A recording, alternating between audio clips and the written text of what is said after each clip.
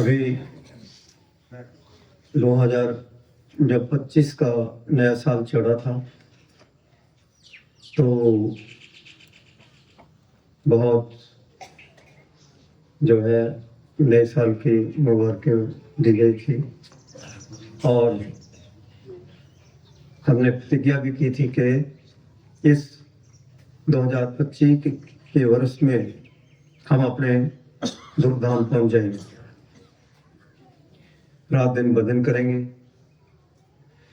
लेकिन 2025 का वर्ष देखते देखते ही निकल गया, कोई पता नहीं चला और हम वैसे के वैसे ही रह गए।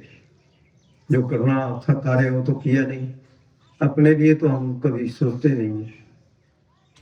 तो अभी 2026 का वर्ष फिर चढ़ा है और इसके भी आज हम बड़े धूमधाम के साथ जो है नई साल मना रहे हैं। तो उसकी दास की तरफ से भी और मेरे सदगुरु मेरे हजूर की तरफ से आप सबको बहुत बहुत नए साल की बहुत बहुत हार्दिक शुभकामनाएं। आप सदा प्रसन्न रहें, तंदुरुस्त रहें और बहुत लंबी आयु हो और निरोग रहें। तो वैसे तो इंसान के पास सब कुछ है, कुछ भी बाहर से लाने की जरूरत नहीं पड़ती। जिस सुखदाता को हम तलाश कर रहे हैं वो हमारे अपने अंदर बैठा हुआ है। लेकिन सारा संसार दुखी है। दुखी क्यों है? हम उस मालिक को भूल गए जिसने इतना बड़ा हमें अच्छा जीवन दिया और परिवार दिया, धन दौलत दी, सब कुछ दिया, लेकिन उसको भुला देते हैं। और वैसे तो हमारे धर्म ग्रंथ बताते हैं कि अगर 24 घंटे में से अगर हम 6 घंटे भजन कर लेते हैं, पहले के समय की बात है, तो उस समय संत श्री महाराज भी कहा करते थे तो 6 घंटे का भजन जो है बहुत जरूरी है। क्योंकि जो भी हम कार्य करते हैं कोई ना कोई तो उसमें पाप का कचरा आ जाता है और अगर हम 6 घंटे भजन करते हैं तो उसकी सफाई हो जाती है और रोग नहीं लगते। रोग तभी लगते हैं जब हम उस दवाई को नहीं लेते। वो दवाई कौन है? सर्व रोग को औषध नाम, वो सारे रोगों की दवाई है। लेकिन आज से पहले तो दवाइयाँ बहुत कम ही होती थी, दवाइयाँ नहीं होती थी। कोई वैद्य दवाई दे देता था, डॉक्टर नहीं होते थे। लेकिन आज तो इतनी दवाइयाँ हैं, इतना कुछ है, लेकिन फिर भी रोग बढ़ रहे हैं। तो हमें 2026 का जो वर्ष चढ़ा है इसमें प्रतिज्ञा लेनी है कि हम जल्दी से जल्दी जितना भी हमारे से हो सके हम करें, भजन सिमरन करें और अपने अंदर जो हमारे इसी शरीर के अंदर जो मालिक विराजमान है उसका दर्शन करें, उसके साथ हमारा मिलाप हो जाए और प्रतिदिन हम फिर खंडों ब्रह्मांडों की सैर करें। क्योंकि परमेश्वर ने जब इस संसार को बनाया तो बहुत कुछ बना दिया, 84 लाख जिया जून बना दी और कई तरह से कई कुछ बना दिया। लेकिन अपने जैसा फिर एक इंसान को अपने जैसा बनाया कि मेरे जैसा कौन हो सकता है, तो अपने जैसा इंसान को बना दिया। क्योंकि आप सभी राम हैं, आप सभी परमेश्वर है, लेकिन हम भूले हुए हैं, हम भूल में पड़े हुए हैं। हम सोचते हैं कि शायद वो कहीं बाहर बैठा होगा, वो कहीं बाहर नहीं है। वो हमारे अपने ही अंतर में है। तो ये दे दुर्लभ तूने पाया, कोट जन्म का भटका खाया। तो ये दुर्लभ है ये देह मिलना, मनुष्य का चोला मिलना बड़ा दुर्लभ है। ये बड़े भागों से मिलता है। और दुर्लभ क्यों है? क्योंकि रामायण जी में भी यही समझा दिया। गोसाई तुलसीदास जी समझा रहे हैं, बड़े भाग नुस्तन पावा, सुर दुर्लभ सदग्रंथन गावा। तो बड़े भागों से ही मनुष्य का चोला प्राप्त होता है। जब उसकी विशेष कृपा होती है परमेश्वर की, तो हमें ये मनुष्य चोला मिलता है। और इसमें सब कुछ रखा हुआ है, लेकिन जो हम हैं, हमें तो बाहर निकाला हुआ है। लेकिन जब तक हमें गुरु नहीं मिल जाता और गुरु थोड़ा सा तवज्जो का आहार नहीं देता, तब तक हमारी आत्मा जो है वो यहाँ ऊपर नहीं आती है, यहाँ जाती है। और यहाँ से फिर रूहानियत की काख शुरू हो जाती है। लेकिन हम क्या करते हैं, नाम में मिल जाता है और हमारा समय ऐसे ही गुजरता चला जाता है, ऐसे ही गुजरता चला जाता है। फिर हम कहते हैं कि जब हमारी धुन नहीं आती, हमारा भजन नहीं बनता, बैठ नहीं सकते। जिस दिन नाम मिल गया उसी दिन जितना भी आपसे हो सकता है बैठो उसके लिए। वैसे तो संसार के कार्य तो खत्म होते नहीं है, वो तो रात दिन चल रहे हैं, रात दिन लगे हुए हैं। पलच पलच सगली मोई, जुठे दंदे मोह, इको सर के नाम अगले खो। तो अगर उस नाम को प्राप्त नहीं किया तो फिर जमों की मार खानी पड़ती है। फिर वो सब कुछ खो लेते हैं, नंगा कर देते हैं। लेकिन जिन नाम ध्याया गैम सख्त घाल, नानक ते मुख उजले के छुट्टी नाल। तो छुटकारा उसी का हुआ है जिसने नाम को जपा है। वो नाम हमारे अंदर धुनकारे दे रहा है रात दिन। कोई ऐसा समय नहीं है जब वो लुप्त होता है। बिना बजाए निस्तन बाजे, घंटे शंख नगारी रहे, बहरा सुन सुन मस्त होता है, तनिक ही खबर विसारी रहे। तो ब्रह्मानंद जी ने भी बड़ी सुंदर बात कह दी कि वो वाद्य अंतर बगैर बजाए बज रहे हैं हमारे अंदर। घंटे बज रहे हैं, शंख बज रहे हैं, शहनाइयां बज रही है। क्या आनंद लगा हुआ है, क्या आनंद लगा हुआ, जिसका वर्णन नहीं। और जिस दिन हम उस वाणी को सुनते हैं तो आत्मा लवलीन हो जाती है। इतनी मस्ती आ जाती है, इतनी मस्ती आ जाती है जिसका वर्णन नहीं है। इस संसार में वर्णन नहीं है। ऐसा कुछ है परमात्मा ने प्रत्येक प्राणी के लिए भंडारों के भंडार उसमें भर करके रखे हुए हैं कि अगर कोशिश करता है, हिम्मत है, तो वो उस चीज को प्राप्त कर सकता है, उसके लिए है। लेकिन उस तरफ हमारा ध्यान नहीं। अगर उस तरफ अगर हम ध्यान दें तो फिर कोई कमी नहीं है। और वो आपको जब महापुरुष ऐसे 3 कोर्स देते हैं, पहला सुमिरन का है, दूसरा ध्यान का है, तीसरा धुन का है। जब आपका सुमिरन का कोर्स पूरा हो जाता है तो आपका ध्यान बढ़ना शुरू हो जाता है। जब आपका ध्यान का भी पूरा हो जाता है तो फिर आपके अंदर वो धुन जागती है। ऐसे तो अभी नीचे की चली हुई है। तभी तो कहा है कि ये जो नीचे की धुन है, ये इसको काल भी चट कर देता है। जपा मरे अजपा मरे, अनहद भी मर जाए, सुर समानी सब सो बहुरी काल न खाए। जो सुर समानी शब्द है, जिस दिन हम उसको पकड़ लेंगे, हमारे ये 2 कोर्स पूरे हो गए, सुमिरन का और ध्यान का, तो ये नीचे रह जाते हैं। फिर इसकी जरूरत नहीं पड़ती। फिर आपके अंदर वो धुन जागती है। उसको जितना आप सुनते जाएंगे उतना ही आपका बढ़ता चला जाएगा। और फिर वो धुन एक दिन आपको खींचकर आप मान के देश पहुंचा देगी, सतलोक पहुंचा देगी। फिर और आप वहां का पूरा भ्रमण करके फिर इसी शरीर में आ जाएंगे।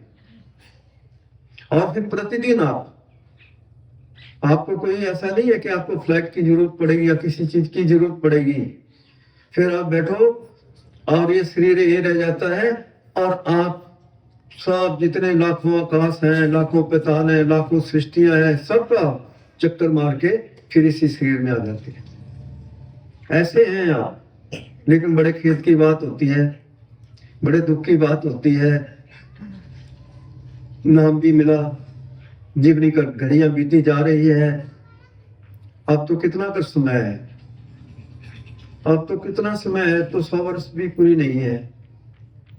लेकिन अगर नेक पाक सदाचारी जीवन है तो 100 वर्ष भी निकाल सकते हैं। पहले तो 1 लाख वर्ष की आयु होती थी। तो ऐसे करते करते वो सारा हमारी जितनी इतनी लंबी आयु थी वो कम हो गई, पाप कर्म बढ़ते चले गए।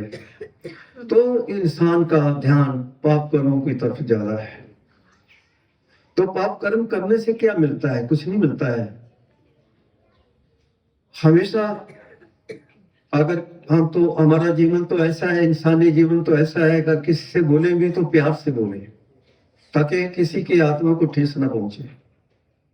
सबसे प्यार करें।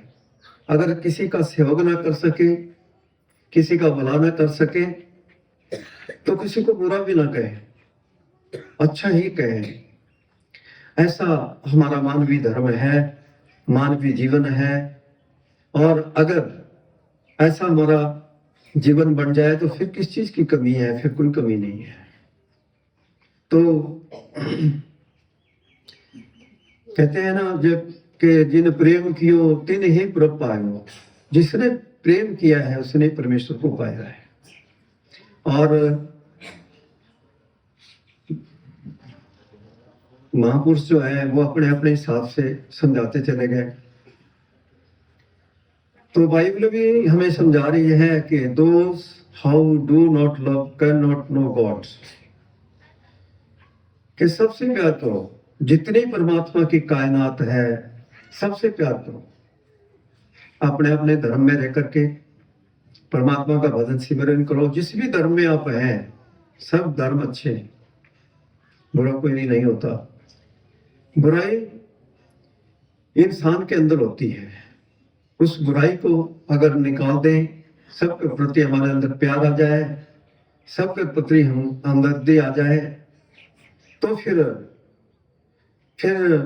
परमेश्वर दूर नहीं है, वो आपके पास ही है। नेड़े नाही दूर निज आत्मे रहा भरपूर, गुर प्रसादे जाने जन नामा से समाने। तो वो इतना नजदीक से नजदीक है। अगर संसार की कोई वस्तु आपको प्राप्त करनी है तो हमें मेहनत करनी पड़ती है, बहुत कुछ करना पड़ता है। लेकिन अगर उससे मिलना है तो थोड़ा सा संसार से ध्यान हटाना पड़ेगा, उसकी तरफ लगाओ, और फिर आपकी धुन चलनी शुरू हो जाएगी, ध्यान बढ़ना शुरू हो जाएगा, और फिर रोम रोम से धुन चलेगी। रोम रोम रस पीजिए ऐसे रस ना होए, दादू प्यासा प्रेम का प्रभु बिना तृप्ति ना होए। तो फिर रोम रोम से वो रस बरस रहा है, वो वर्षा बरस रही है, क्या आनंद लगा है। रिम झिम बरसे अमृत धारा, मन पीवे गुरु शब्द विचारा है। तो मन को भी सुख मिल जाता है, इसको भी शांति मिल जाती है। लेकिन मन तो एक ऐसा मन है जो आपको कोई अच्छा कार्य करना है, आपने शुद्ध उस तरफ नहीं जाने देता। आप कहेंगे कि आज मैं भजन करूंगा, लेकिन उस तरफ नहीं जाने देगा आपको किसी बुराई के तरफ ले जाता है। मन तो ऐसा है। लेकिन मन के मते मत चलिए, मन के मते अनेक, तो मन के मते अनेक है। तो अगर हम अपने आत्मा के उसमें कहने के ऊपर चलें और उस भजन सिमरन को करें, तो फिर कोई रोग नहीं आता, फिर कोई दुख नहीं आता, कोई क्लेश नहीं आता, आनंददायक जीवन हो जाता है। अपने आप हाथ पांव से काम कर चित्त निरंजन नाल अपने कारोबार भी करो, अपने बाल बच्चों की सेवा भी करो। लेकिन वो आनंद जो लगा हुआ है, वो कभी लुप्त नहीं होता। वो हर वक्त, हर घड़ी, हर पल वो आनंद लगा हुआ है। तो आपके अंदर वो खुमारी आएगी, वो खुमारी आएगी आपके अंदर, वो खुमारी नाम की वो खुमारी चढ़ती है, वो मस्ती आती है जिसका वर्णन नहीं है। तो दुनिया आनंद तो कहती है कि मुझे खाने से आनंद मिला, मुझे इस चीज से आनंद मिला, लेकिन वो आनंद कोई जो कमाई करता है वही जानता है कि वो आनंद कैसा होता है। उसकी तो महिमा ही कोई नहीं है।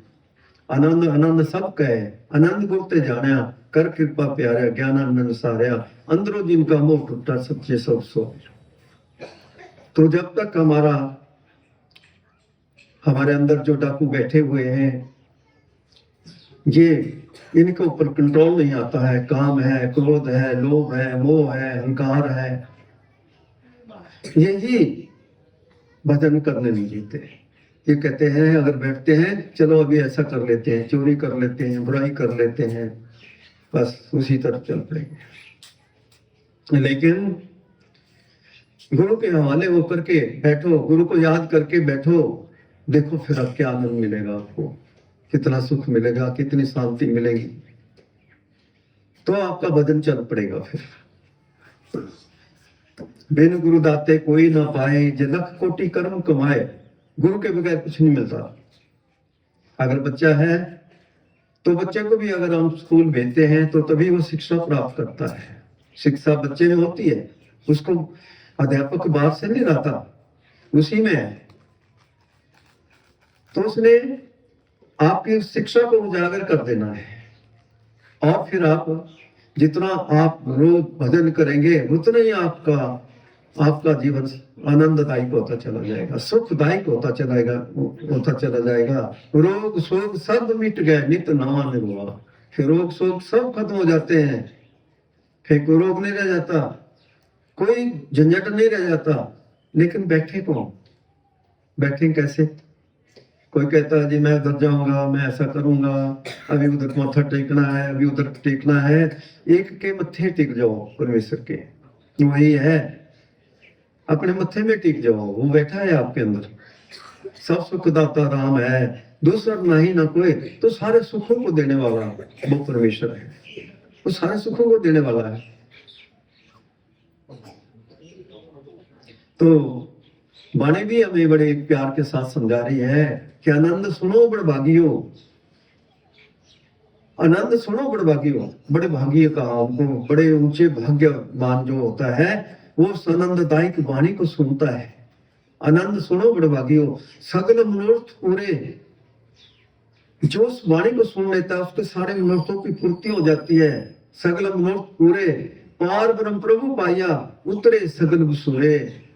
तो फिर वो कहेगा कि मैंने पार ब्रह्म परमेश्वर को पा लिया, और मेरे अंदर जो दुख रोग लगे हुए थे सब खत्म हो गए।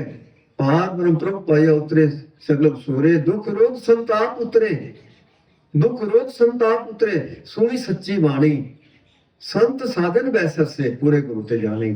तो वो पूरे गुरु से ही हमें समझ लगती है, पूरे गुरु से ही वो आनंद मिलता है। तो जब तक हम पूरे गुरु की शरण में नहीं आते, पूरे गुरु के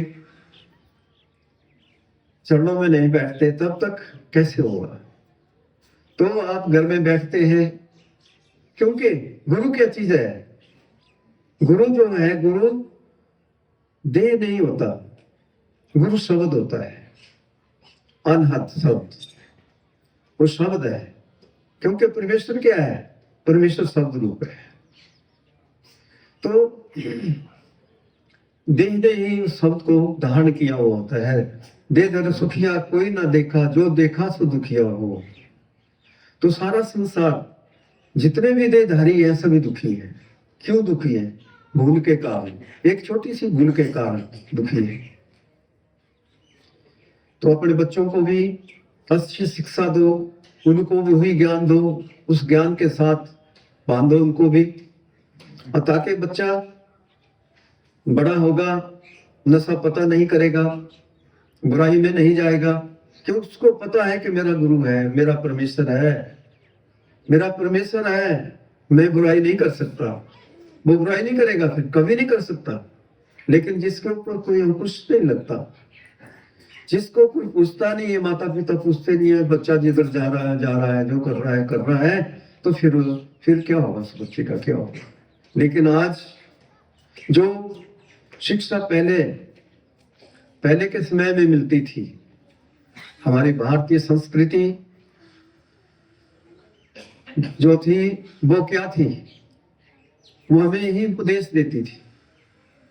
हमारे माता पिता हमें ही उपदेश देते थे, बच्चे को गुरुकुल में भेजते थे। पहले गुरुकुल होते थे, उसमें जाकर के बच्चा जो है बनता था। लेकिन आज बहुत कमी हो गई है। और महापुरुष तो आते हैं संसार में, वो ऐसा नहीं होता, वो पूरी दुनिया का भ्रमण करते हैं, रात दिन चले हुए हैं। वो ये नहीं देखते कि यहाँ कोई तकलीफ हो रही है, यहाँ कोई कष्ट हो रहा है। उन्होंने सारी दुनिया को भला करना है, सबको सुखी करना है। उनका कार्य यही होता है, उनका मिशन यही होता है, उनका कोई और मिशन नहीं है। क्योंकि उनके पास वो ऐसी वस्तु है, वो ऐसी वस्तु दे देते हैं कि हमें सुखी कर देते हैं। लेकिन हम ले लेते हैं, उस चीज को भी ले लेते हैं, लेकिन थोड़े दिन चलो बैठ लिए ना, अभी तो कुछ नहीं मिला। धुन तो चल रही है, ध्यान भी बढ़ रहा है, तो धीरे धीरे सब कुछ होता है। धीरे धीरे रे मना धीरे सब कुछ होए, माली सिंचे सो गड़ा ऋतु आए फल हुए। तो जब समय आता है तो फिर फल लगते हैं, फल लगता है, ऐसा नहीं होता। तो ये करने का भेद है, न बुद्धि विचार कथनी कर करने करे तो पाए कुछ सार। तो ये करने का भेद है, अगर करेंगे तो सब कुछ मिलेगा आपको वो मालोमाल कर देगा। आपको कोई कमी नहीं छोड़ेगा, आपको मालोमाल कर देगा। आपको कोई दुख नहीं आएगा, कोई तकलीफ नहीं आएगी, कोई कष्ट नहीं आएगा। लेकिन बड़ा दुख होता है संसार को आज देखते हुए। आज कितने भयानक रोग लगे हुए हैं, कैसे दुख लगे हुए हैं। लेकिन जब वो चीज, वो दवाई मिल जाती है तो वो रोग भी खत्म हो जाते हैं। सारे रोगों का इलाज हो जाता है, सब रोग खत्म हो जाते हैं। सर्व रोग को औषध नाम, तो सारे रोगों की दवाई है। अभी तो ठीक है, आपको नाम मिल गया, अभी नाम आपके बहुत ऊपर है। वो तो मालिक की मौज है, कब आपके ऊपर कृपा कर दे, कब कृपा कर दे कोई पता नहीं है। जंगल में मंगल कब हो जाए। तो आशा पर्वत की करो, संतोष करो राई से, धूम हो प्रभु डगर की, तो वो उभरो माया जाल से। तो ठीक है, आशा तो बांधी है, ठीक है, लेकिन संतोष भी तो करो। जब बैठते हो तो फिर संतोषी बन जाओ, और बैठो फिर आपका वो सब चलना शुरू हो जाएगा। फिर रोम रोम से चलेगा, रोम रोम से वो धारा चलेगी। फिर आप कहीं भी बैठे हुए हैं तो उसका जो सुख है, वो कोई दुखी कहीं भी बैठा हुआ है उसको भी सुख पहुंच रहा है। दुनिया का कोई भी कोना ऐसा नहीं है, कहीं भी बैठा होगा वहां उसका सुख मिलता है। हजूर कहा करते थे कि आप बैठो, अपने आज एक घर में बैठ जाओ, 10 लोग बैठ जाओ, 20 बैठ जाओ, और कल दूसरे घर में बैठ जाओ, तीसरे गांव में बैठ जाओ, तो देखो फिर कितना लाभ मिलेगा। अगर ये दवाई बांटनी शुरू कर दी तो सारे सुखी हो जाएंगे, फिर सब सुखी हो जाएंगे। फिर दुख कहाँ रह जाता है, दुख नहीं रह जाता फिर। तो नई साल की मुबारक तो ठीक है आपको दे दी, और मेरे सतगुरु की कृपा भी, चलो बख्शिश उनकी बन रही है, चल रही है, बहुत चल रही है, कोई ऐसी कमी नहीं है। लेकिन कमी हमारी है जो हम उनके वचनों के ऊपर अमल नहीं करते, उनके वचनों के ऊपर फूल नहीं चढ़ाते। वो तो प्रतिवर्ष आ जाते थे याद दिलाने के लिए, आ जाते थे कि जाग जाओ, बैठो, भजन करो, सिमरन करो, लेकिन फिर भी हम सुनते थे, एक कान से दूसरे कान से निकाल देते थे। तो महापुरुषों के वचन बड़े अनमोल होते हैं, बड़े सार मगज के होते हैं। और कबीर मैन जी भी हमें समझा रही है कि गिरजा संसमागम समन लाभ कछुआन, बिन हरि कृपा न होई सो गाहि वेद पुराण। तो संतों का सत्संग संसार के प्राणी के लिए, पूर्ण महापुरुषों का संसार के प्राणी के लिए बहुत बहुत लाभकारी है, बहुत लाभकारी है। एक घड़ी आधी घड़ी आदि में पुनाद, कबीर संगत साध की कटे कोट अपराध। अगर एक घड़ी का सत्संग भी मिल जाए, उससे आदि का भी मिल जाए, उससे आदि का भी मिल जाए तो बहुत है। अगर आप ध्यान लगा करके प्यार से सुनते हो तो उसका बहुत बड़ा लाभ है। सत्संग जैसा कुछ नहीं है। सत्संग एक बहुत बड़ी नियामत है संसार के प्राणी के लिए। और हम जब सत्संग में जाते हैं तो फिर हमारे सारे कर्मों की सफाई हो जाती है, सारे कर्मों की सफाई हो जाती है। जो जन्मों जन्मों के कर्म लगे हुए हैं, रोग लगे हुए हैं, उनकी सफाई हो जाती है। तो नारद जी को जब रत्नाकर जो थे वो डाकू जो मार काट करते थे, वैसे तो फिर बाद में तो बहुत बड़े महापुरुष बन गए, तो उनको मिले और एक क्षण का सत्संग मिला। और गीता जी में भी फरमान किया कि संसारे से क्षण धोपी सत्संग रहा से धीन राम।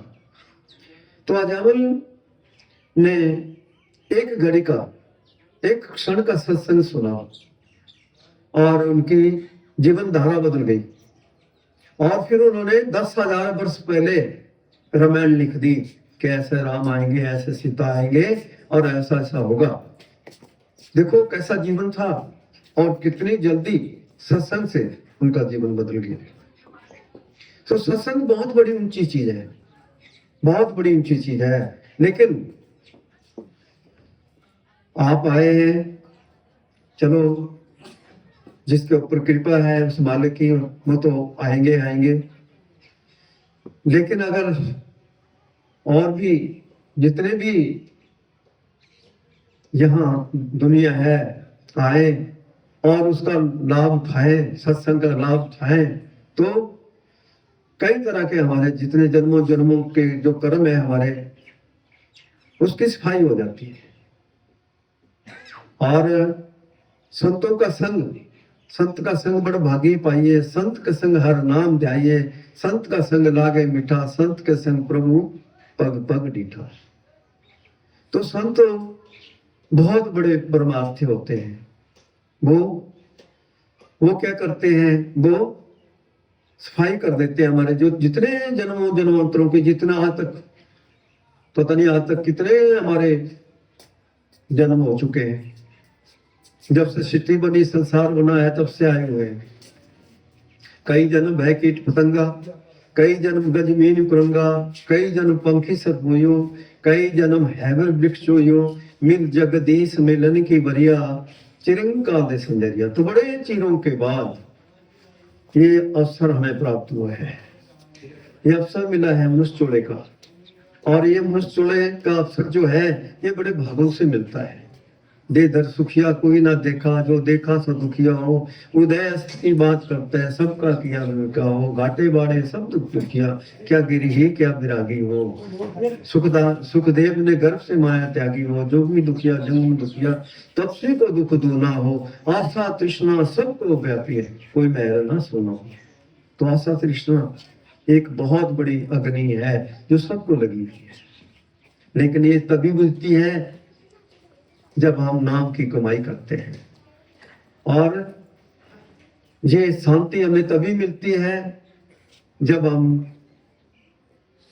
सार शब्द को पकड़ लेते हैं।